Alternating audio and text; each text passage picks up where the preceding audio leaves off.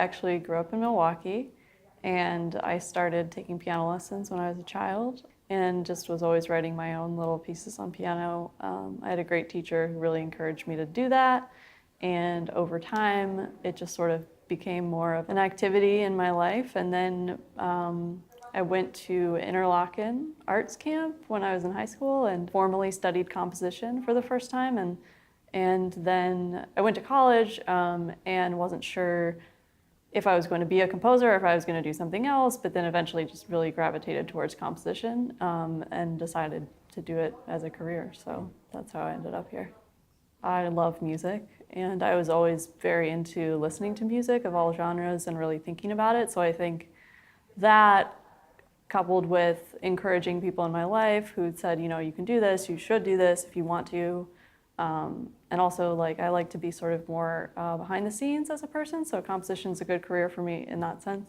So I ended up at Curtis more recently to do a degree called the Artist Diploma, which is a post-baccalaureate program that's 2 to 3 years long. I stayed for 3 years and just got to write a lot of music there and write a lot for the orchestra there, orchestra has really been, you know, writing for orchestra has been my big interest in the last several years. So Curtis has been really great for that.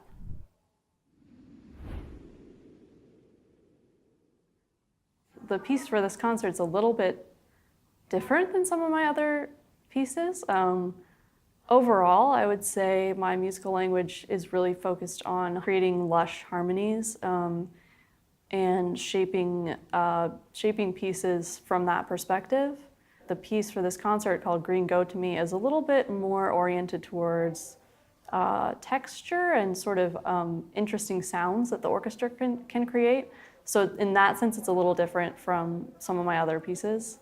I was living in California when I wrote this piece, and there's an artist named Andres Amador, and he is a sand artist who makes large sand murals on beaches, many of them in California. But he travels all over the world doing this.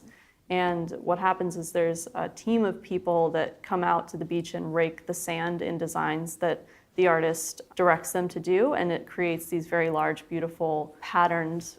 And then inevitably they are washed away by the water when the tide comes in.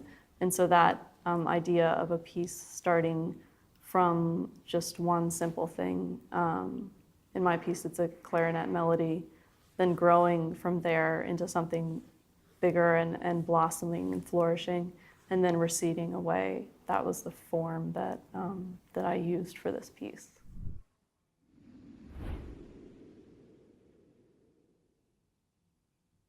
Gosh, I don't know. I listen to a lot of pop music. I am also just excited about young composers writing for orchestra because that's what I do. As far as like bigger influences, well, I mean, I can start here, which is that I feel like at the time that I was sort of growing into my identity as a composer, I was very influenced by and I was around people that were excited about American minimalists. So I feel like part of me comes from that tradition of like Steve Reich and people like that. And then also being at Yale, which is where I did my undergrad, I really got to know the music of David Lang and sort of other people that could be described loosely as sort of post-minimalist type. I hate to categorize composers because I know no one likes that, but so I sort of came up being influenced by that type of music a lot. And I think that's where my interest in harmony and repetition comes from, because that's very much a big facet of a lot of that music. And then as far as right now, I've been trying to really dive into other genres that I haven't previously explored as much. So right now it's like soul and R&B a lot. In the past it's been like classic rock, or, you know, it's always something different for me, and I'm always trying to hear as much as possible. I'm not always necessarily thinking about classical music when I think about like what's going on in my head musically and what I want to do. I don't always gravitate towards like the canon.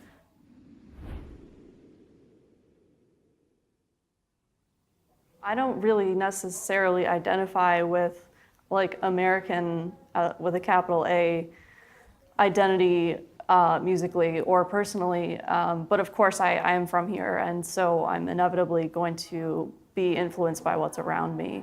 But as far as like feeling myself to be part of like an American lineage of composers of concert music, you know, not any more than anything else.